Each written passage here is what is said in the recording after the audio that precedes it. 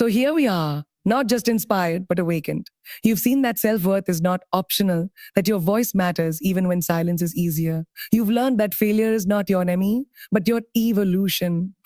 You felt the call to be multifaceted, to defy single definitions, to live in bold, unapologetic layers. You now understand that rewriting the rules isn't rebellion, it's realignment. That supporting other women isn't charity, it's strategy. And above all, that choosing yourself isn't arrogance, it's an act of revolution. This is your moment to rise without waiting, to lead without asking, to love without limits, to live without apology. You are not here to shrink or to settle. You are here to own your power, shape your future, and lift others as you go. Because you matter. Your voice matters. Your story matters. Not someday, not if they approve, but now. And once you choose yourself fully and freely, you don't just change your own life. You give every woman watching you the permission to rise too. Self-worth is the silent foundation upon which everything else in a woman's life is built. It is not a luxury. It is not optional. It is not something to be bargained for, negotiated, or handed over in pieces. Self-worth is the unapologetic understanding of one's value, and it begins from within, not from compliments, validation, or acceptance from anyone else. When a woman knows her worth, the world adjusts its behavior accordingly. But the opposite is just as true. When a woman doubts her value, the world finds ways to reinforce that doubt.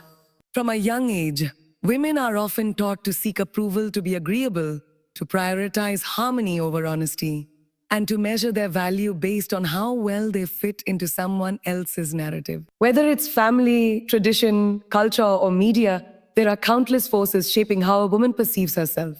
This makes self-worth an act of rebellion and reclamation. It's about saying, I define who I am. And that definition is not up for debate, no matter how loud the world gets. Self-worth doesn't come from accolades, awards, or applause.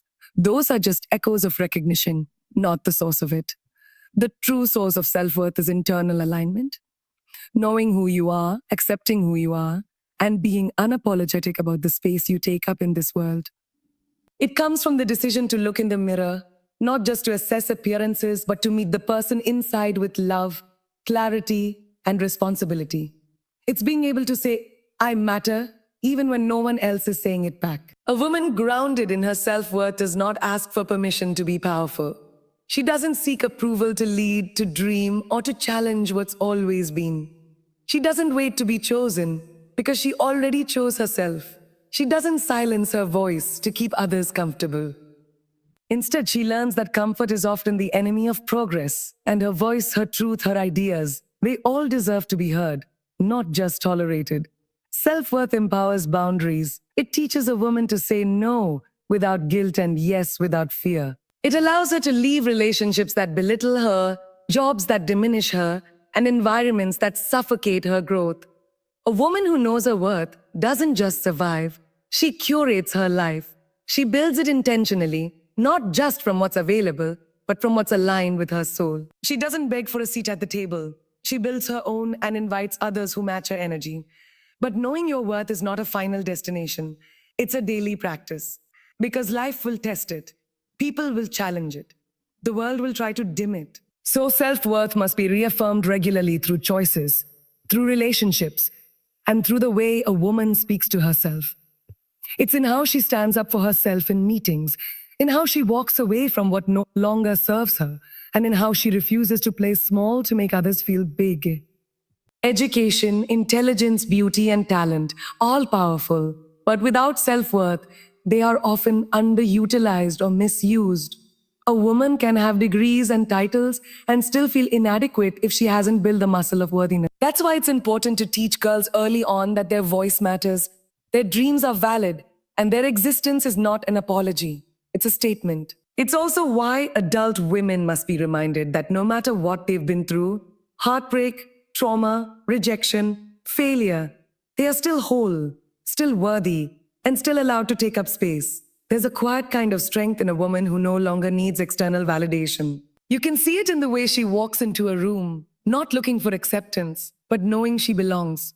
You can hear it in the way she speaks, not to impress, but to impact. And you can feel it in the way she lives, not in constant hustle to prove something, but in the ease that comes with owning who she is. Self worth is not about being perfect, it's about being real. It's about owning your story, your flaws, your lessons, and still standing tall. It's the ability to look at every version of yourself, past, present, evolving, and say, even then, even now, I am enough. Because the world doesn't get to decide your value. You do. And once you make that decision, everything begins to change. Ambition is not a bad word. It's not something to be whispered under your breath, hidden behind a smile, or tucked away so it doesn't make others uncomfortable. For too long, women have been conditioned to see ambition as something dangerous or selfish, as if wanting more means being ungrateful, as if dreaming big somehow compromises your femininity. But ambition is simply the fire inside you that says, I was made for more. And owning it means giving yourself full permission to pursue a life that's not just good, but great, on your own terms. From childhood, many girls are taught to be polite, agreeable, and humble, to dream, but not too big, to lead, but not too loud. These lessons don't disappear with age. They become internalized narratives, quiet doubts that whisper, don't ask for too much, don't take up too much space. But ambition isn't arrogance, and humility doesn't mean shrinking. You can be grounded and still reach for the stars. You can be kind and still chase every goal that sets your soul on fire. Owning your ambition starts with believing that your dreams are valid. No matter how bold, unconventional, or intimidating they might be, you don't need permission to want more than what you see around you. You don't need approval to pursue something no one else in your circle understands. Your vision was given to you for a reason, and the fact that it challenges you means it's worth fighting for. Ambition should never be something you hide to make others feel comfortable. In fact, when you own it fully, you give other women permission to do the same. Ambition is not just about climbing ladders or chasing titles. It's about becoming the fullest version of yourself. It's about waking up with intention, knowing that your life has meaning, that your efforts matter, and that every step you take is part of a larger purpose. When you own your ambition, stop playing small. You stop settling for almost or good enough. You start demanding alignment, not just in your career, but in your relationships, your lifestyle, your peace. Ambition demands resilience because not everyone will understand it. Some will question your drive, mislabel your confidence, or challenge your right to lead. But it is not your job to convince them. It is your job to keep showing up, keep doing the work, and keep building the life that only you can see. The truth is, ambition is lonely at times. You may outgrow certain people or places. You may face setbacks that shake your confidence. But none of that means you're on the wrong path. It just means you're carving a new one. There is no single way to be ambitious. Whether your goal is to become a CEO, start your own business, write a book, raise empowered children, change your community, or change the world. It's all valid. It's all powerful. What matters is that you own that drive instead of dimming it. That you stop apologizing for being passionate, strategic, and persistent. That you realize ambition is not something you should tone down, but something you were born to carry with pride. And yes, ambition can be scary. It will stretch you, challenge you, and ask you to bet on yourself in ways you never have before. But that's exactly the point. It pulls you toward growth. It forces you to evolve. And it teaches you to build trust within yourself. You start to understand that your success is not a fluke. It's a reflection of your vision, your hustle, your clarity. When you take ownership of your goals, you stop waiting for things to happen. You start creating opportunities. You start becoming the woman who doesn't just dream, but delivers. And in doing so, you change the narrative for everyone watching. For the younger girls who are still figuring themselves out. For the women who were told it was too late. For the people who never imagined a woman could lead, build, thrive like you do. When you own your ambition, you become living proof that it's possible. The world needs more women who lead with vision, who rise with purpose, who don't apologize for wanting more. Women who understand that having goals doesn't make them difficult. It makes them dangerous in the best way. Because ambition isn't about greed or ego. It's about becoming who you were meant to be. It's about realizing that you're not here just to exist, but to thrive. You don't need to fit into anyone else's version of success. You get to define it for yourself. And when you do that, fully and freely, You send a message that echoes beyond your own life. I matter, even when no one else is saying it back. To be multifaceted is to embrace your complexity without shame or hesitation. It's the decision to step into every version of yourself, not just the one society has labeled as acceptable or convenient. For women, especially, the world often pushes the idea that we must pick a lane and stay there. That if you are smart, you must be quiet. If you are beautiful, you must not speak too much. If you are nurturing, you can't be powerful. And if you are powerful, you must be intimidating. But life isn't meant to be lived in single dimensions. You were not designed to be one thing. You were built to be whole, expansive, and dynamic. The pressure to simplify yourself for the comfort of others is one of the most subtle forms of control. It happens when you're told to just pick one thing, or when your interests are treated like distractions rather than strengths. A woman who loves science and dance, who leads with logic and emotion, who can be fierce in the boardroom and soft at home. She is not confused. She is complete. The ability to move fluidly between different parts of yourself isn't inconsistency. It's mastery. It's wisdom. It's the beauty of range. Being multifaceted doesn't mean being perfect at everything. It means allowing yourself to express every truth you carry, every curiosity you hold, and every dream you dare to pursue. It's being unafraid to evolve, to explore, and to challenge the roles you've been placed in. You don't have to choose between being the artist or the analyst, the dreamer or the doer, the rebel or the nurturer. You can be all of them. In fact, when you stop limiting yourself to one narrative, you start living a story that is far more authentic, far more powerful. So many women were raised to specialize in being palatable, trained to prioritize how others perceive them rather than who they actually are. But the truth is, authenticity is far more valuable than perfection. And part of being authentic is being willing to be messy, complex, layered, and sometimes contradictory. You can be confident and still have moments of doubt. You can be strong and still ask for help. You can be ambitious and still crave love and rest. These are not weaknesses. They are the full spectrum of being human. When you claim your multidimensionality, you take back the pen and write your own story.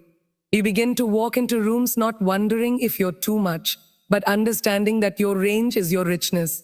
Your ability to adapt, to create, to feel, and to think beyond the boxes set before you, that is your advantage, not your burden.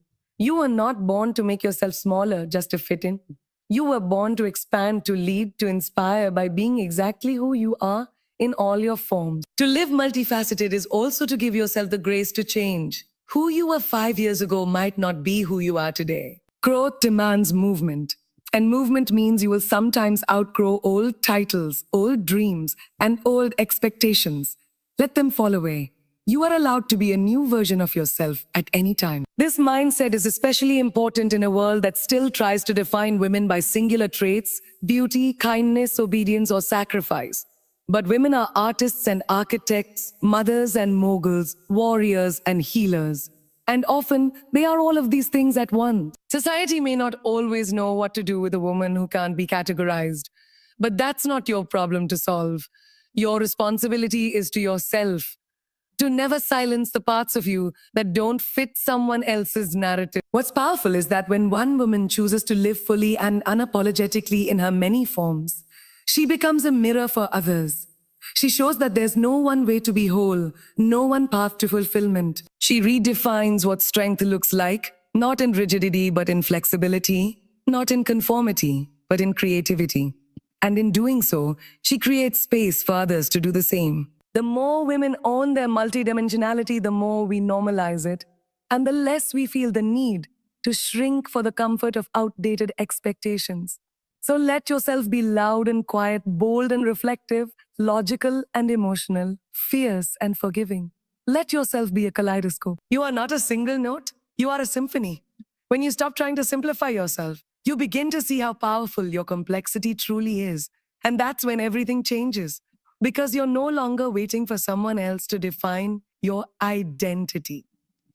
You realize that you've always had the power to be everything you are and more. You stop waiting to be chosen because you already chose yourself.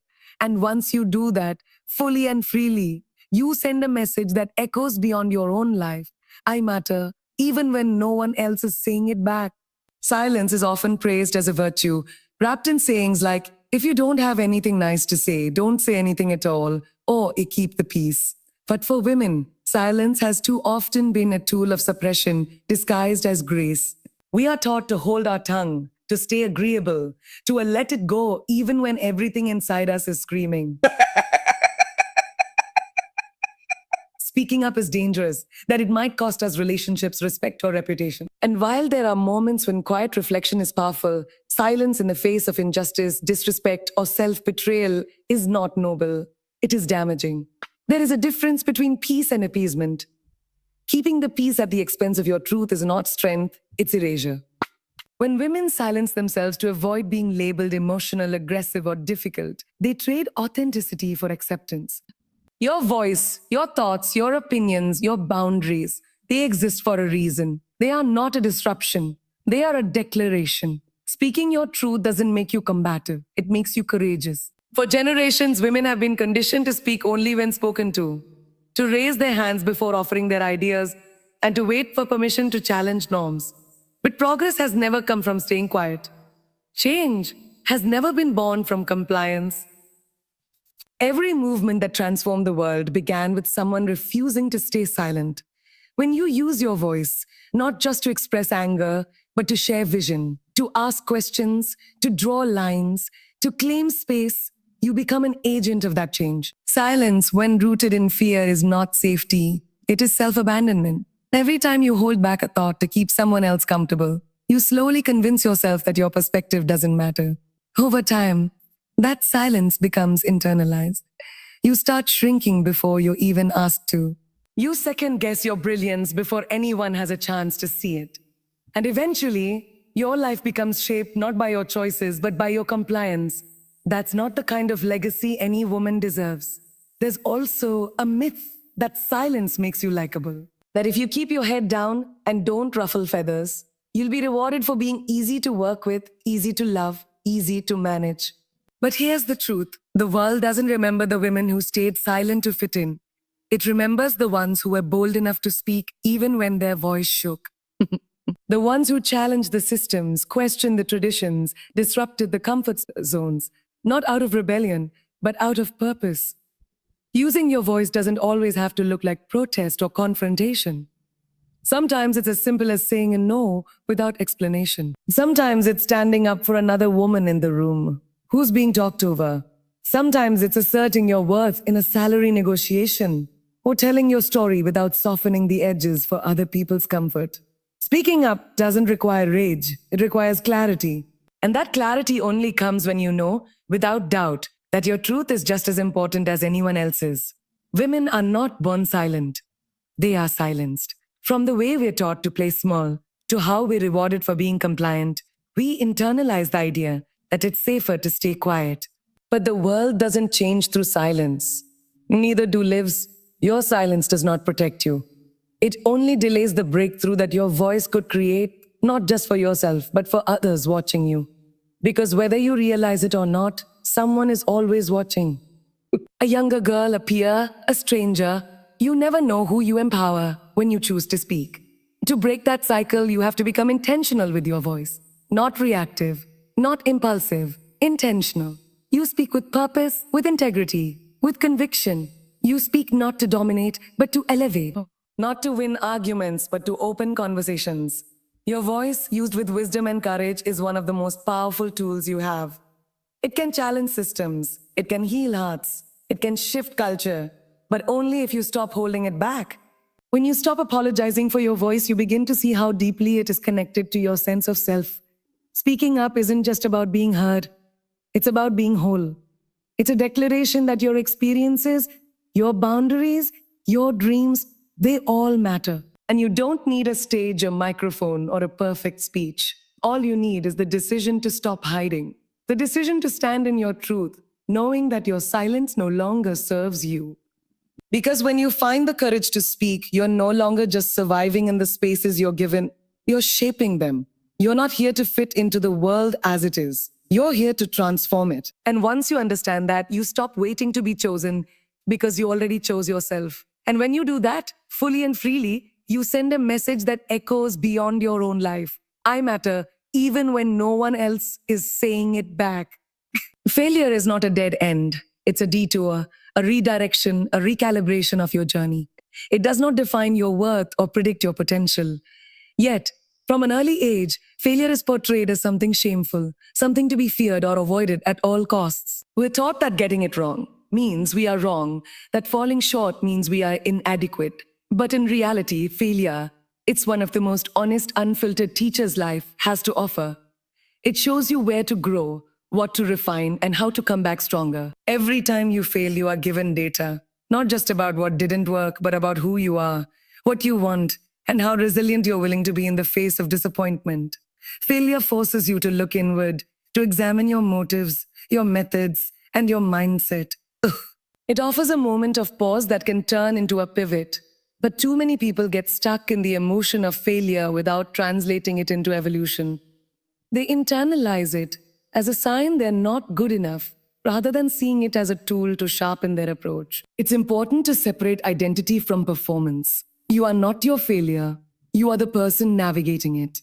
When you understand that difference, you begin to take risks without fearing that your self-worth is on the line. You start to embrace challenges that stretch you, knowing that even if you fall, you will land on experience, and that experience will become your foundation. Because every person who has achieved something extraordinary has failed more times than most people have dared to try. The real danger isn't failure, it's staying there.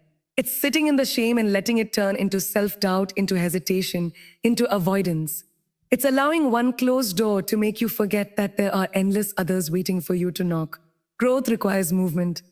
And sometimes that movement looks like falling flat on your face. But if you're willing to rise, if you're willing to try again with a wiser heart and a sharper mind, that failure turns into fuel. Failure also tests your commitment. It asks, how badly do you want this? It reveals whether your dreams are rooted in ego or in purpose. Because if you're only chasing something for recognition or reward, a single setback might be enough to make you walk away. But when you're anchored in something deeper, failure doesn't end the story. It thickens the plot. It adds texture, strength, and substance to who you are becoming. Some of the most powerful breakthroughs are born from what looked like breakdowns. The job you didn't get, the relationship that fell apart, the idea that flopped, all of those moments carry wisdom if you're willing to mine for it. But first, you have to stop judging yourself for falling. You have to shift the narrative from I failed to I learned. Because every failed attempt builds your capacity to handle success when it finally arrives. It makes sure that when the doors open, you walk through them ready, not just hungry. Women especially are often conditioned to fear failure more deeply. We're taught to be perfect, to avoid mistakes, to prove our worth by getting it right the first time. But perfection is a myth, and the pursuit of it can become a prison. The truth is, failure is not only part of the process, it's necessary. It humbles you, it strengthens you, and most importantly, it reveals what still needs work. That's not something to be ashamed of. That's something to respect. You don't need to hide your failures. You don't need to pretend you've always had it together. You don't need a flawless record to build a beautiful life. You just need the willingness to show up again after each fall with more clarity, more strength, and more faith. And through all the setbacks, keep reminding yourself, failure doesn't define you. It refines you. It's not the end of the story. It's part of the story. The most successful people in the world are not the ones who never failed. They're the ones who failed forward, who fell and rose, who listened to the feedback, made adjustments, and kept going. And that is available to you too. Because when you choose to see failure not as a verdict, but as a voice guiding you to the next version of yourself, something shifts. You stop fearing the fall and you start embracing the rise. You understand that mistakes aren't a reflection of weakness. They're proof that you had the courage to try. And when you get back up, even after everything went wrong, you're not just surviving, you're evolving. You're not here to fit into the world as it is. You're here to transform it. And once you understand that, you stop waiting to be chosen because you already chose yourself. And when you do that, fully and freely, you send a message that echoes beyond your own life. I matter, even when no one else is saying it back. Rules are often handed to us as if they are sacred and absolute, as if the way things have always been is the way they should always be. From childhood, we're taught to color within the lines, raise our hands, wait our turn, and above all else, follow the rules. But many of those rules weren't written with your voice in mind. They weren't made to empower, they were made to control. And for women, especially, the rules have often been about making us smaller, quieter, more pleasing, and easier to manage. They're dressed up as tradition, but they function as limitation. The moment you start questioning those rules, something powerful happens. You begin to realize that not all of them are rooted in fairness, equity, or truth. Some are simply outdated systems passed down from one generation to the next, never re examined because challenging them felt too risky. But progress doesn't come from obedience, it comes from innovation, it comes from disruption, and most importantly, it comes from courage. To rewrite the rules is to trust your own compass more than the one handed to you. It's the decision to stop asking, is this allowed? And start asking, is this right for me? It's understanding that permission is not a prerequisite for purpose. You do not need someone else's approval to change your life. Whether it's the career you pursue, the way you dress, the family you build, or don't build, those choices belong to you. And if the current rulebook doesn't make space for that truth, it's time to write a new one. Rewriting the rules doesn't mean burning everything down. It means being thoughtful about what you choose to carry forward and what you leave behind. It means understanding the difference between structure and suppression. Some rules exist for safety, for order, for respect, but many others exist to keep power imbalanced and people in boxes. If a rule silences your voice, distorts your identity, or limits your potential, then it's not a rule worth following. It's one worth rewriting. One of the most dangerous things we can do is assume that things must stay the same because they've always been that way. The world has changed. Women have changed. And yet, in many places, we're still operating from playbooks that were designed without our realities in mind. You don't have to make peace with systems that were never meant to serve you. You get to question them. You get to challenge them. And when necessary, you get to dismantle and rebuild them. That process won't always be easy. People will be uncomfortable. They'll accuse you of being difficult, defiant, disruptive. But don't let those labels stop you. They are the noise that follows change. They are the resistance that always greets power. Stay rooted in your why. Remember that rewriting the rules is not about rebellion for its own sake. It's about making room for freedom, for truth, for progress. It's about refusing to play a game where the odds are rigged against you and deciding instead to design a new one. You don't have to be loud to lead this revolution. You can rewrite the rules through quiet defiance, through consistent authenticity, through showing up exactly as you are in spaces that expect you to perform. You rewrite the rules when you negotiate your worth instead of accepting what's offered. When you say no without guilt. When you raise your daughter to value her mind more than her appearance. When you challenge double standards, break generational cycles, or speak up in rooms that never expected to hear your voice. Every time you choose alignment over acceptance, truth over tradition, purpose over performance, you are rewriting something. You are showing that the old way is not the only way. And in doing so, you make it easier for the woman who comes after you to do the same. You build a new blueprint. You create space not only for yourself, but for others to rise with fewer chains, fewer rules, fewer lies wrapped in politeness. The more women who reject the idea that we must fit into narrow templates to be seen as valuable, the more we normalize freedom. Not recklessness, not chaos, freedom. The freedom to lead how we want, to love how we want, to live how we want. The freedom to be powerful and gentle, to be focused and flexible, to be driven and soft. The freedom to rewrite, not just read the script. You are not made to live life by default. You are made to live by design, your own. You are not here to decorate the world. You are here to shape it. And shaping it means breaking molds, defying expectations, and refusing to shrink to fit someone else's comfort zone. You don't owe the world compliance. You owe yourself liberation. And that starts the moment you realize that your story doesn't have to follow anyone else's outline. Because when you stop living by someone else's expectations, when you stop waiting to be handed a seat at the table and build your own instead, you reclaim something no rule can take from you. You reclaim your right to evolve on your own terms.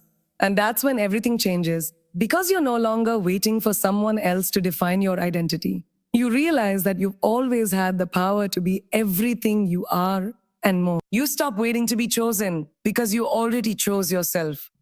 And once you do that fully and freely, you send a message that echoes beyond your own life.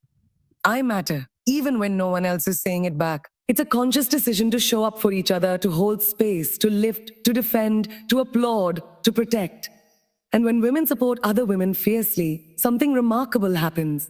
We begin to break the centuries old script that taught us to see each other as competition, to compare, to judge, to climb over one another as if there isn't enough space for all of us at the top. That script is outdated.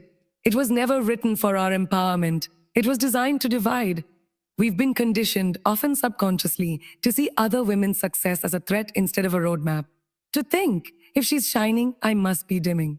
But this isn't a zero-sum game. One woman's win is not your loss. Her strength doesn't make you weak. Her brilliance doesn't steal your light.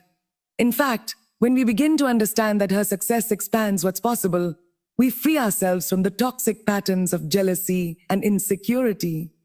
We start to understand that power multiplies when shared, not when hoarded. Supporting each other doesn't mean we always agree or that we never challenge each other. Real support is honest, and sometimes it's uncomfortable. It's giving feedback that helps someone grow, not crumble. It's holding each other accountable with compassion, not criticism. But it also means having each other's backs, especially in rooms where one voice is being dismissed or one presence is being erased. It means speaking up when another woman is being undermined or misrepresented. It means making space, sharing credit, and opening doors, not just for the ones who look or think like us, but for all women. Fierce support requires you to unlearn old habits. It means you stop using comparison as a measurement of self-worth. It means that instead of side-eyeing her outfit, her choices, her confidence, you compliment it, affirm it, celebrate it. It means removing the urge to diminish her just to feel taller yourself. There's enough air for all of us to breathe, enough beauty for all of us to shine, enough room for all of us to rise. It's easy to say, I support women. It's another thing to live it. When you feel insecure, when you're struggling, when your ego wants to lash out. But that's when support matters the most. That's when you prove that your empowerment isn't just performance. It's a principle. And it starts with small things. Sharing her work, remembering her name in a meeting, correcting someone who misquotes her, refusing to laugh at that joker that tears her down. We change culture by modeling what we believe, loudly, consistently. And it's not just about the women you know. Fierce support extends to the ones you've never met.